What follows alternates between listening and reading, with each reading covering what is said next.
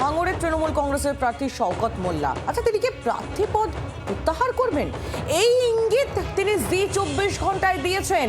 শীর্ষ নেতৃত্বের সঙ্গে কথা বলবো এমনই জানিয়েছেন শওকত মোল্লা। ক্যানিং পূর্বে বহিরাগত প্রার্থী চাই না, এই দাবিতে সকালে শওকত মোল্লার বাড়ির গেট বন্ধ করে বিক্ষোভ তৃণমূল কর্মী সমর্থকদের। গতকাল জীবনতলা চৌমাথায় বিক্ষোভ দেখানোর পর সকালে মৌখালীতেও বিক্ষোভে ফেটে পড়েন শওকত মোল্লার অনুগামীরা। এবার ক্যানিং পূর্বের বদলে ভাঙড়ে প্রার্থী করা হয়েছে শওকত মোল্লাকে। প্রার্থী বদলের দাবিতে বিক্ষোভ তৃণমূলের কর্মীদের, সেই ছবি আপনারা দেখছেন। গতকালকের পর আজকে সকালেও এই দাবি জানিয়ে বহিরাগত প্রার্থী চাই না, এই দাবি জানিয়ে বিক্ষোভ দেখিয়েছেন শওকত মোল্লার অনুগামী তৃণমূল কর্মী সমর্থকেরা। গতকালকের ছবি যেরকম জীবনতলার ছবি দেখাচ্ছি, আর এরই পাশাপাশি আজকে একেবারে শওকত মোল্লার বাড়ির সামনে মৌখালীতে, সেখানেও তৃণমূল কংগ্রেস কর্মী সমর্থকেরা তারা একেবারে বসে পড়েন বাড়ির গেটের সামনে, তারা বিক্ষোভ দেখাতে থাকেন। বহিরাগত প্রার্থী চাই না, ভাঙড়ে শওকত মোল্লা এবার তৃণমূল কংগ্রেসের প্রার্থী। অন্যদিকে ক্যানিং পূর্বে প্রার্থী করা হয়েছে বাহারুল ইসলামকে, যিনি ভাঙড়ের বাসিন্দা, এবং সেখানেই ক্যানিং পূর্বে শওকত মোল্লাকেই চাই প্রার্থী হিসেবে, এই দাবি উঠছে।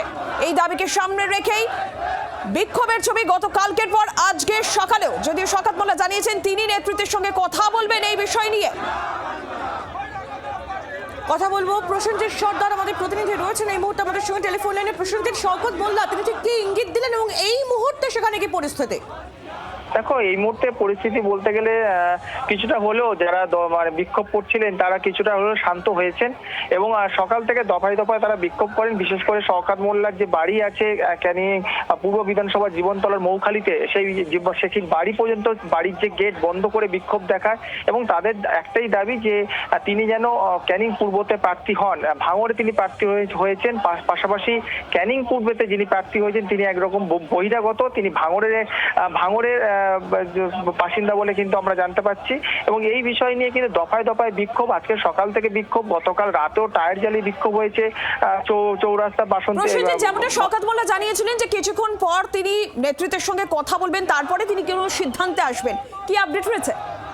দেখো, যেটা আমরা সকালবেলা আমরা যেটা জানতে পেরেছি যে তিনি অভিষেক বন্দ্যোপাধ্যায়ের সাথে ফোনে কথা বলেছেন বিষয় নিয়ে, এবং তিনি 3টে নাগাদ একটা সময় দিয়েছেন, এবং কিছুক্ষণ আগে জীবনতলা থেকে তিনি বার হয়ে গিয়েছেন কলকাতার উদ্দেশ্যে, যেটুকু আমরা সূত্রভাবে জানতে পেরেছি।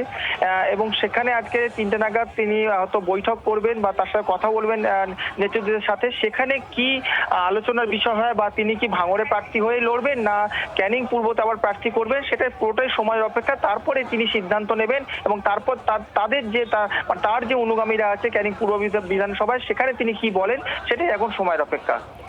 প্রসেনজিৎ, ধন্যবাদ। জি24 ঘন্টায় শওকত মোল্লা ঠিক কি জানিয়েছিলেন শোনাই আপনাদের।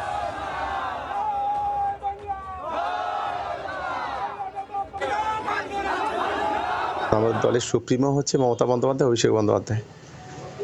ফলে দাদাদের সঙ্গে কথা বলে তারপরে যা বলার তাদেরকে বলবো। কিন্তু সাধারণ মানুষ তো আপনার, বিশেষ করে ক্যানিং পূর্ব বিধানসভায় যারা আছে, তারা তো চাইছে যে আপনার এখান থেকে প্রার্থী করতে। আমি আগে দাদার সঙ্গে কথা বলি, এটা নিশ্চিতভাবে মানুষ ছাড়া তো আমরা চলতে পারি না। এলাকার মানুষের কথাটা বলবো, তারা যে ডিসিশন নেবে সেটাই শিরোধার্য। যদি আপনি ভাঙড় থেকে সেই প্রার্থী সেই ডিসিশনটা দেয়, তাহলে কি আপনি ভাঙড় থেকে লড়বেন? দল যেটা বলবে সেটা দলের সঙ্গে কথা আগে বলি, তারপরে সিদ্ধান্ত নেব। বাংলার আওয়াজ, বাঙালির আবেগ, জি24 ঘন্টা।